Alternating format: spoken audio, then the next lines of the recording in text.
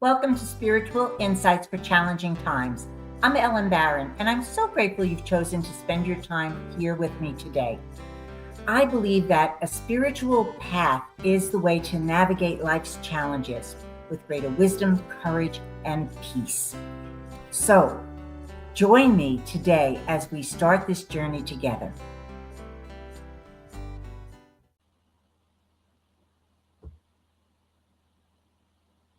Hi, welcome to Spiritual Insights for Challenging Times. I'm Ellen Barron, and I am so glad you are here today with me. We're going to continue a really exciting chapter on looking at the power of now by Eckhart Tolle. And this is a follow-up where I was talking about all of this with Reverend Annie Nelson, and she's going to be back. And one of the things that we talked about in the past episode that you can refer back to if you want to get to some of the information that we went into depth with. What is the power of now? How do we deal with the false self, our thoughts, and move into the presence of how are we being? And that's actually where we're going to focus today. We're going to go a little deeper, and we're going to look at what does it feel like if we're actually living in the now? How do we recognize it? What does this actually mean? And so I'm so glad that we have Annie back to help us explore how do we live in this present moment. Welcome to Spiritual Insights for Challenging Times. I'm Ellen Barron, and it is my pleasure to invite you to today's episode. Hi, Ellen. Hi, Annie.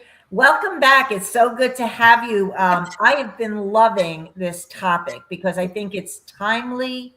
I think it's transformational. Mm-hmm. And I think that as simple as it sounds, how do we live in the now? Mm-hmm. It isn't a simple process because it takes attention, it takes commitment, it takes focus. And just to refresh for our viewers who perhaps weren't in our last session, what we're really talking about, I believe, and add something more to this if I'm missing where you want to go. But what to me came up so clearly in our last conversation is that when we start to become the observer of our thoughts, we are able to understand what energy is coming up, what our emotional energy is, and we can practice the pause to release this energy so that we're able to open up and connect to that true self that we really are. And it is from this true self that we're able to be fully present, making choices, living as unconditional love, forgiveness, and just being fully present to our life, Mm-hmm. which if we're not conscious, we're not doing that. Exactly. Is there anything else that you want to add before we jump into how we do this now? No, you touched on it. Absolutely. Yeah. Observer, pause, tap into our true self, and be. Can you expand a little bit now on how we actually can recognize if we Yes. are living in the now as opposed to being caught up in our emotions? Exactly. Being caught up in that busy chatterbox, self-criticism, all that nonsense. Eckhart Tolle talks about how we align with the presence of the now. And he encourages us to, instead of looking at the what, look at the how. And he says nothing, because nothing will ever happen in the future. It is happening in the now. So if we just remember that, then sometimes we won't, be so focused, if you will, on the what is and what I got to do. And it's nice to set goals and do all those types of things. But at some point you got to stand in that gap and just pause and be in the moment to get the clarity of how you're going to move forward. So again, that the how involves, he actually came up with 10 steps. And so, and it's 10 things that you and I have talked about before. It talks about focus, embracing the silence, paying attention. That's awareness, right, to the gap I just talked about. It talks about how practicing being still, recognizing when we're in ego thinking versus our higher consciousness level, right? Mm-hmm. And ego thinking is always that chatter in your head. That's not your divine. That's not your true self, right? That's all of your stuff you're bringing in. Step back from the chatter. You talks about learn about your true nature. And to me that's about how you're defining God, this thing you call God. And you and I that could be a whole another podcast, right? Yes, yes, absolutely. So we won't go into that. And then realize on a much deeper level that your thoughts may be driving your behavior, and embrace the now, the present moment, drop all thoughts of the past and the future and try to say, this is what's happening right now. I'm sitting here in this chair talking to Ellen, and that's where my focus is. That's where my intention is. I'm not worried about turning this coffee maker off. I'm not worried about, if is it going to rain, what time I'm going to go to the gym. None of that. I'm right here with Ellen right now in this present moment, right? Annie, one of the other things that is a little analogy that comes to my mind is we can make our life much more simple because think about having a backpack and it's stuffed with rocks. And we've got all of these rocks. There are past memories. There are all of our regrets, the what ifs, the should have been, I can't, all of those things when we go back into the past that we get caught up in, right? How many of us still do that? It just happens. It's our brain takes us there. Oh, why did I do that? Or, I wish I had made a better choice 40 years ago. Yeah. Like, really? Exactly. This is gone. But Yeah. those little rocks in our backpack. And then, the fear of the future and a lot of the things that are coming up right now in our everyday life from the television, aside from the challenges, personal challenges we might face, is, what's going to happen if AI keeps evolving the way it is? And a lot of the things that they're talking about generate fear, concern. It's got the ability to not only take jobs, but it's got the ability to tap into organizations and I could go on and on and on. So the future can be filled with fear and dread and anticipation. And that's like having all of that in a suitcase. So you've got this heavy backpack, you've got this suitcase of worries about what's going to happen, dragging this around. And if we just put down the suitcase, because we don't have to open up that suitcase.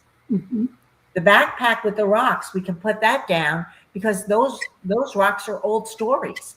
There's nothing we need at the moment from that backpack.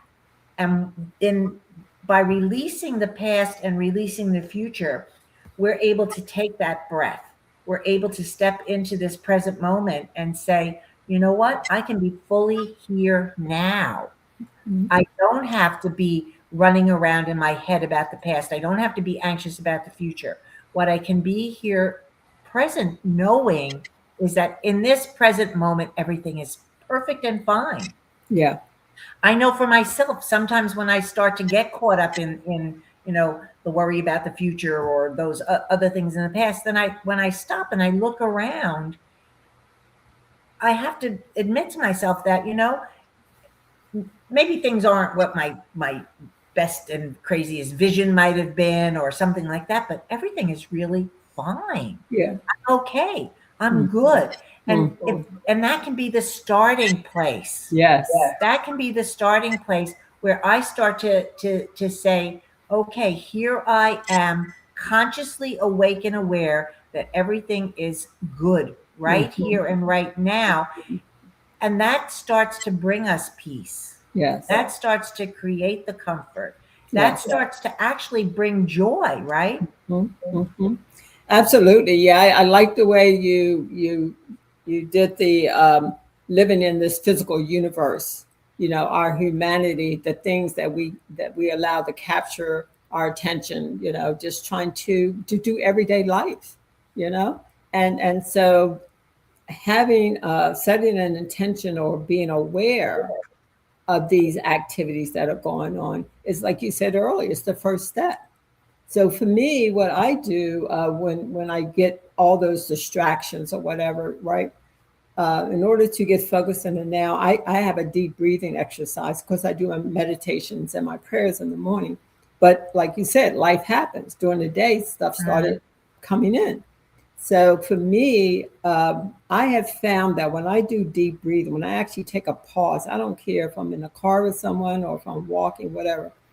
When something happens, when I feel that my body reacting to something that was said, or I get a trigger, I now pause and take a deep breath, sometimes a couple deep breaths.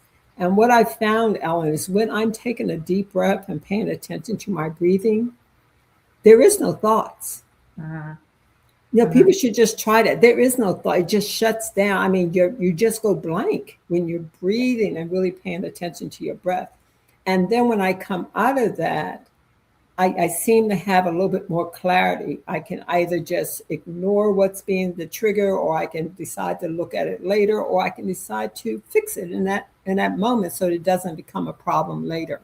So just that moment of breathing is one of the things of how you can pour yourself into the now, if you will. Thank you, Annie, for bringing that up, because I always think of that moment when we pause and start to focus on just the breathing, feeling it. Here's again the body connection part. I always, really feel like feeling the breath going in my nostrils, feeling the chest expand, the belly expand, breathing out with the whole thing. It's, to me, it's like pulling the plug out of the electricity. Because the emotions, the stories, the thoughts all around it, the stories and the thoughts that are fueling the emotion that get you crazier and crazier, and the fear, the anger, whatever it is, gets bigger and bigger. That process unplugs. Yes. But one of the things that Eckhart Tolle goes into in this book too, though, is that we don't want to do meditation. Well, we don't want to do meditations. Mindfulness and meditation is helpful no matter how we do it. Yes. So I want to pull that back and rephrase it. The benefits of doing meditation and mindfulness take us beyond just relaxation, and they actually open us to, we have a divine nature within us. I believe we are spiritual beings as well as human. We are both. We are spiritual beings having a human experience. And to me, I know this because this is the drive to want to be in relationship. This is the drive to want to know and understand, what is my purpose? What am I here to do? What is this whole life journey about? And I believe this is God, or creator, or being itself, wanting to know itself. It is that desire planted within us. Yeah. God wanting to know itself. Itself. Yes. And so as we go into the silence, be still and know, as we go into the silence, we allow ourselves to let the presence, this is what Eckhart Tolle refers to it as, we let the presence start to fill us, lift us, and this is the inspiration, the still small voice, the guidance we're talking about. Yes. Yes, absolutely, absolutely. And we had often talk about how our relationships in this life are the biggest growth opportunities for us to tap into, our spiritual attributes, to actually expand our awareness and our consciousness at a higher level. I also have just wanted to share one of the tools I use in my coaching practice. Sometimes I get a lot of people come to me with anxiety and things of that sort. And so we have to look at what's causing this anxiety, this fear. And one of the things that I've learned, we use this hat scenario, where today I have on my co-pod hat, my friend with Ellen hat. Okay, tomorrow I also have my mother hat. I have my sister hat. I have a sister. I have my relationship hat. I have my nana hat, my grandmother hat. I have my financial security hat. My budget, my money. I have my house hat. How do I take care of my home? So you're wearing all these hats, right? And they all have weight, similar to the analogy you used earlier, right? Yes. And they can weigh you down if you're not aware that you're carrying this energy of all these hats that you have taken on that identify who you are. So you don't want to necessarily, they can knock you over. They can just take you out of your beingness if you don't get a handle on them. So what I advise is that you have to prioritize those hats. They can't be this way. They've got to start becoming lateral. They got to expand out here. Some of them you can throw away. How many friends do you really need, or how many friends in your life are distracting you from your beingness, right? So as we age or whatever we're doing, we have to peel away some of those hats, set them aside, put them in their place, prioritize our needs, and then we can be more in the now, because you're not weighted down with all the hats that we have to wear every day.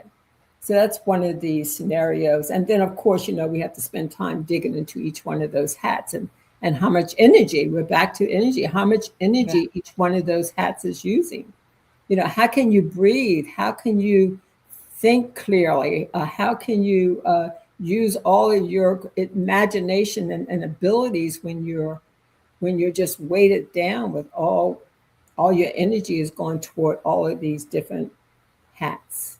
You know what, Annie, that makes me think about how most of us grew up here in this Western society. We grew up with not focusing. And I know this because when I do the classes and the teaching that I do, everybody agrees. It wasn't just me. I didn't grow up with parents that were saying, how are you being? How do you feel? Let's explore that a little more. It was, what are you doing? Are you doing? And there's been for centuries now in our country, there's been a real emphasis on doing things to be successful, right? Yeah. It's like, what am I doing? How am I preparing for the future? All of this kind of stuff. It's a very mind developed type of place. And so when we're talking about accessing this presence within, when we're talking about watching our emotions and our feelings and getting to know them, a lot of times the people in my class say, I can't even identify the feeling that I'm having. So that's the part of this journey that isn't easy. But because what we're doing is we're introducing a different way of being in relation with life. Yeah. And like you said, with self. With self. With self. And to me, I've just did this series, on the Sunday series on everything is relational. It's, what is my relation with God? What does this relation mean to me as a spiritual being having this human experience? And then what does it mean in my life with everybody else? Everything is relational, but I first have to become awake and aware that this is even necessary.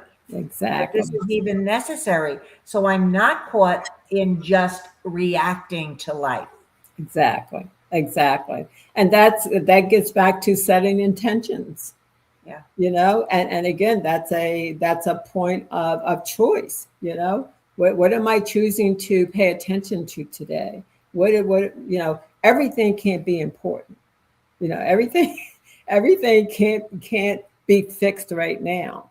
But when you're aware or you're in present time, then you're making choices to, let me deal with this right here in this moment, so that it doesn't evolve into a problem or something that I have to carry forth and keep thinking about. Yeah. So Annie, one of the things that you often say is set your intention that I'm going to live on purpose. Yes. Do I have that exactly right? Yeah, live your life on purpose. Yes. Live your life on purpose. Yes. So can you talk a little bit about how somebody might be able to wake up in the morning and set that intention for the day? Absolutely. I think you have to look at, you have to define intention, So what are you doing, when you're setting an intention? You're saying, this is what I want, this is what I desire, this is what I'm going to do. So intention actually has a action piece of it. So you're not only thinking about it, you're also saying it's what I'm going to do. And so you have to set that every day. And when you're doing it on purpose, that means that you are doing it from a consciousness level. You're not on what I call automatic pilot. Okay.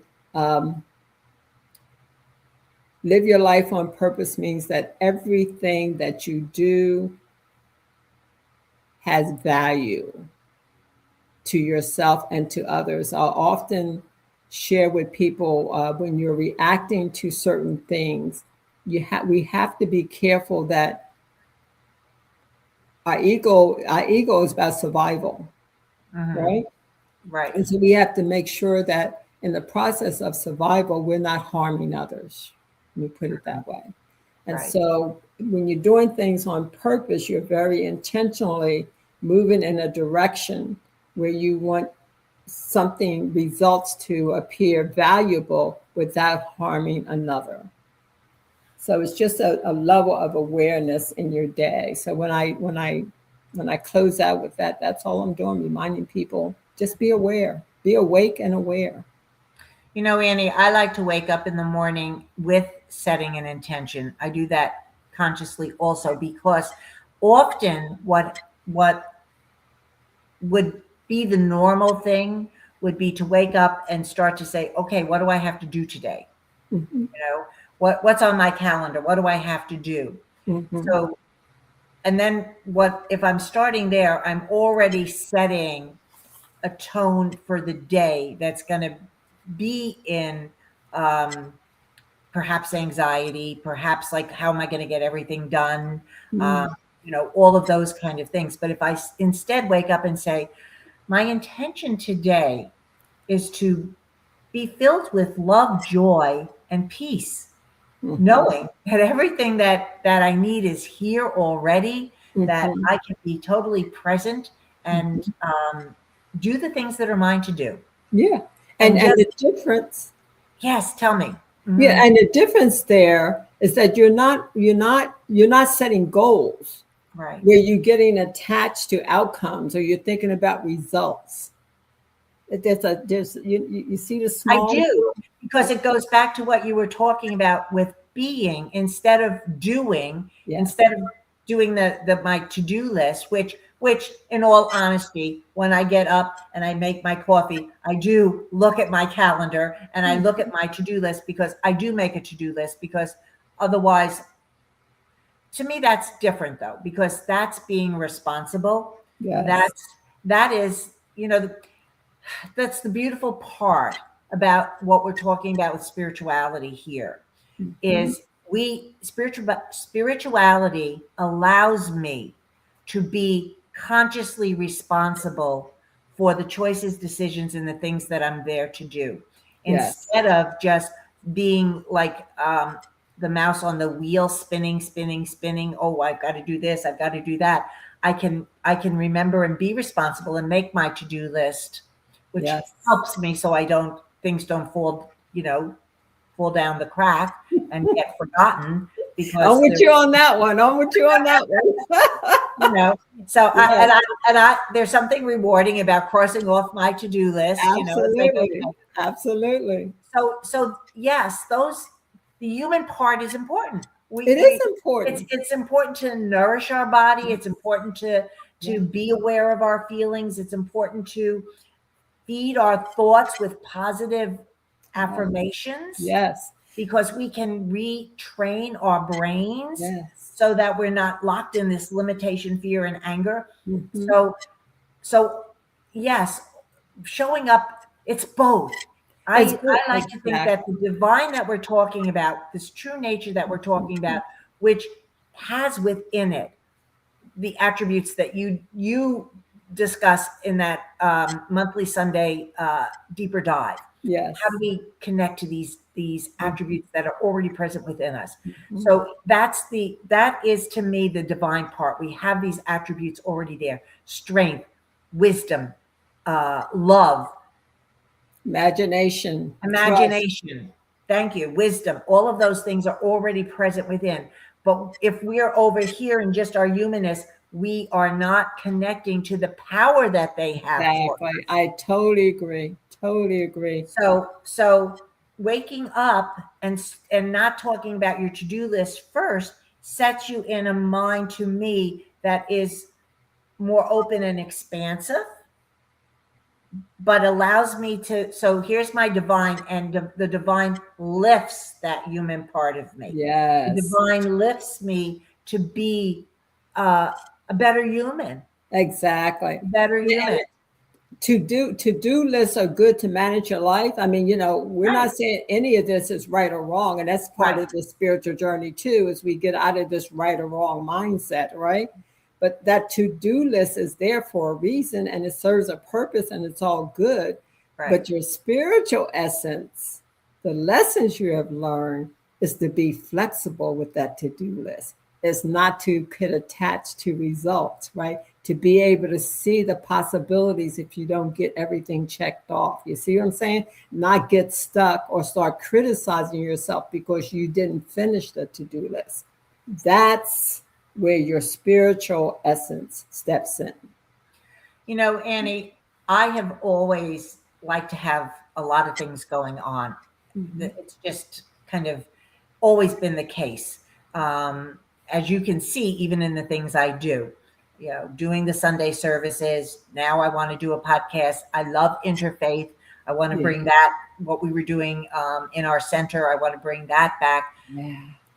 And yet what I have found has happened to me, because I do this daily meditation practice, because I work with the spiritual principles on a daily basis, is that I'm not tense. I'm not trying to make everything happen. Yeah. I'm in a flow. You mentioned that earlier today. I'm in a flow, and I can actually benefit by just saying, you know what, I'm going to just sit and do nothing, and I'll go sit outside and I'll just listen to the birds. Yeah. It's not even a conscious time of meditation, but it is a conscious time of just allowing myself to be still. Yes. To be still. I listen to the birds. I watch things happening, just allowing myself to be quiet,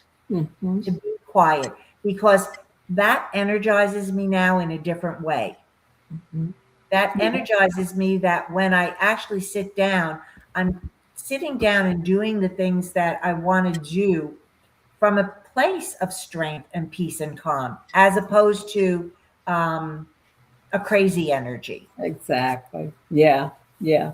And the crazy energy can take over at any time. That's the practice of the breathing, or the pausing, or the just setting attention to do the meditation and the prayer in the morning before we pick up the phone, or to, any practice that allows us to get in touch with ourselves without the outside noise. Right. It's a good practice, whatever that is for you.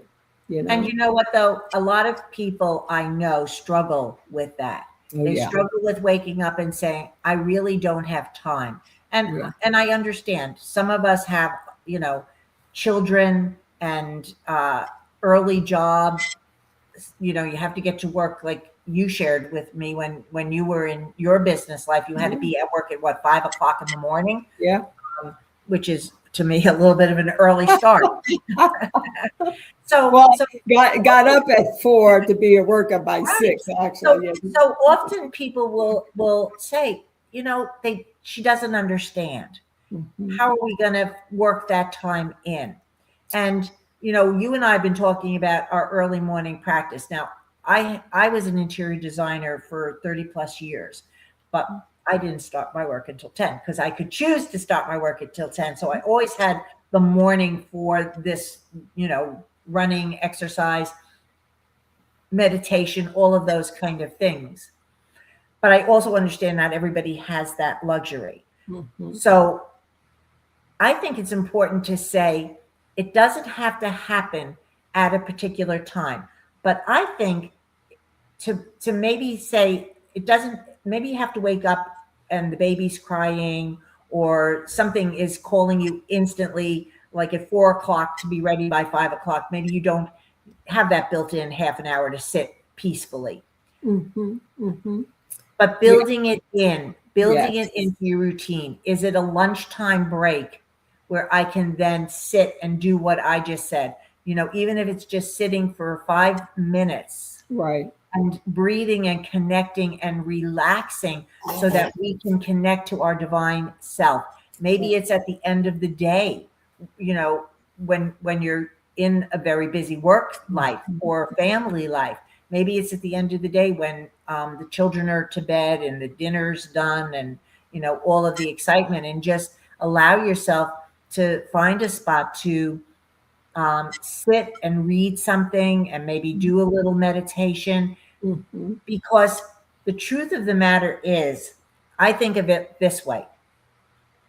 You know how you're in the airplane and they say if there's an emergency and the oxygen masks come down, Yes. you have to put the mask on yourself before you can help somebody else. Yes.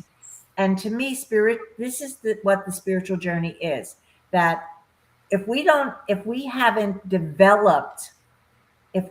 worked to develop the ability to become the observer, to recognize what's happening within us, to understand how we connect to the true self of who we are. To me, that's the oxygen mask coming down, the true self. That's a good If one. I put it on, Mm-hmm. if I put it on and practice breathing in it, it impacts how I show up and can help anybody in my life, including myself. Yeah. So we are not going to make it Mm-hmm. in that airplane scenario if I don't put the mask on. Mm-hmm. And I think that's an analogy that makes it easy for me to remember that, you know what? I do have to do this for myself. Yes.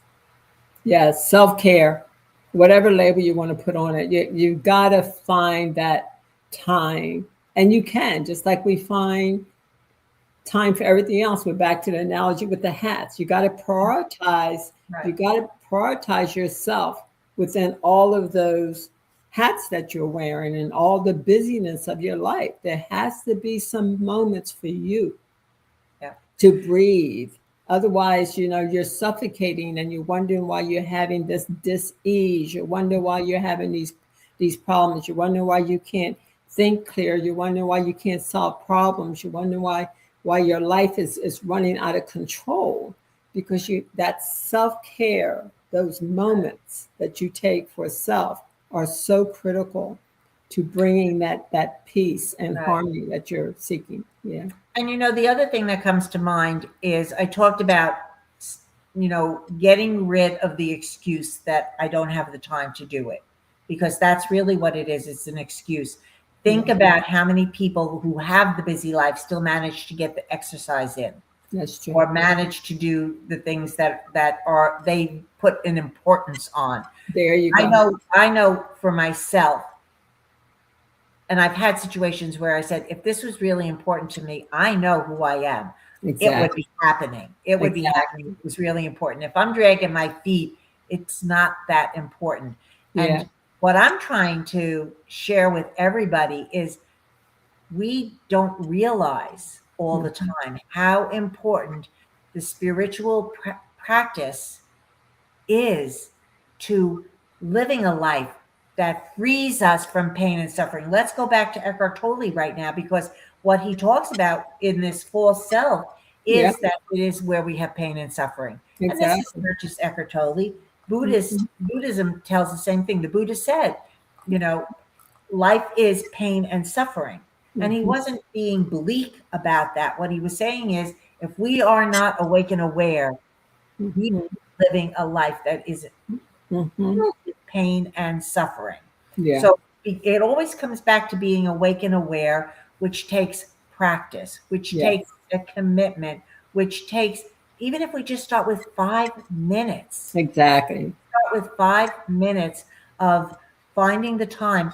And the finding the time, but the other part of it is, a lot of people will say, I can't sit still, I can't quiet my mind.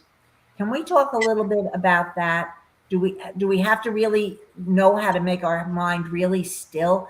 What can we share about a person who might come to you and say, I can't do it. I don't know how to meditate. I don't know how to still my mind. I Yeah, for me, I think you got to set the intention first. You can't just randomly, say, okay, how do I do this? You got to say, you know, I desire, I'm putting this postulate out there. I will break the pattern of constant chatter.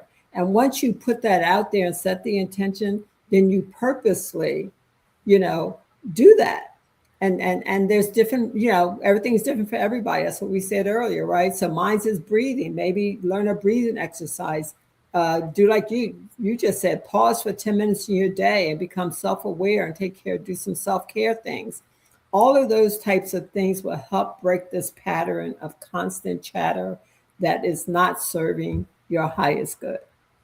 Annie, I love that you started with I will. Mhm. I will be quiet and still and listen. Be Mhm. still and know. Because to me, you're also using an affirmation.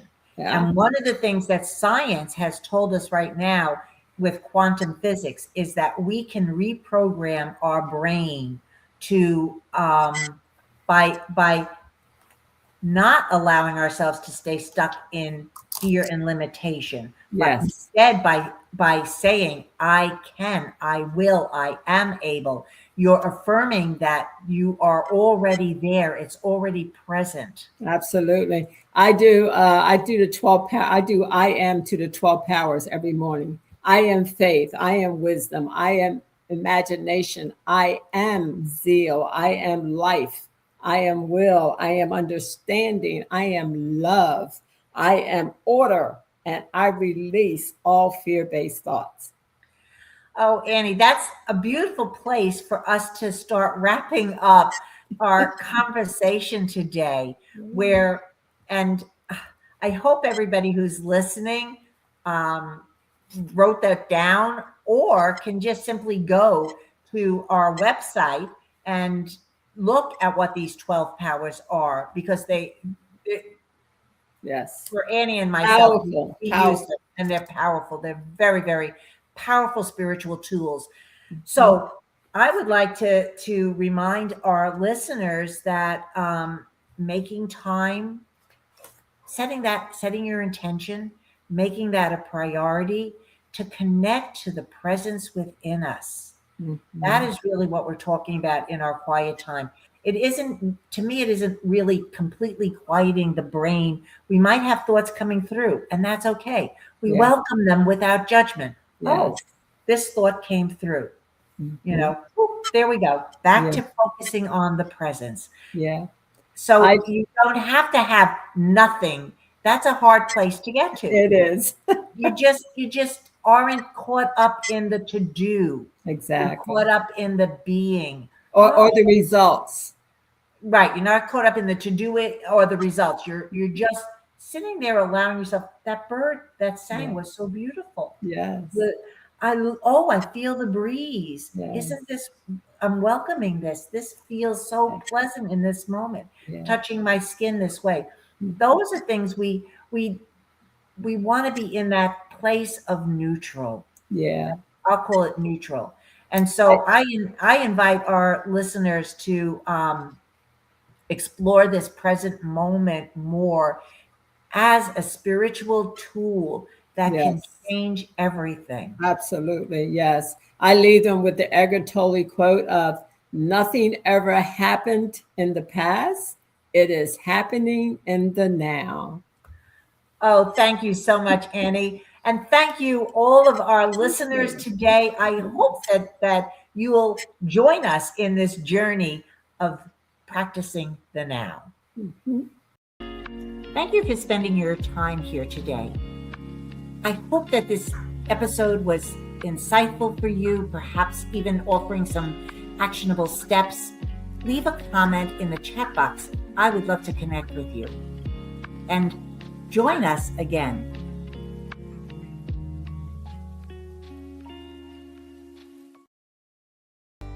Thank you for spending this time with me. I hope today's conversation offered you a meaningful insight or a spiritual practice that you can carry with you into your own life. If something sparked a question or touched your heart, or if there's a topic that you'd like to go deeper into, just leave me a message, put it in the chat. I would love to hear from you. It might actually inspire one of our future conversations. I look forward to being with you again soon.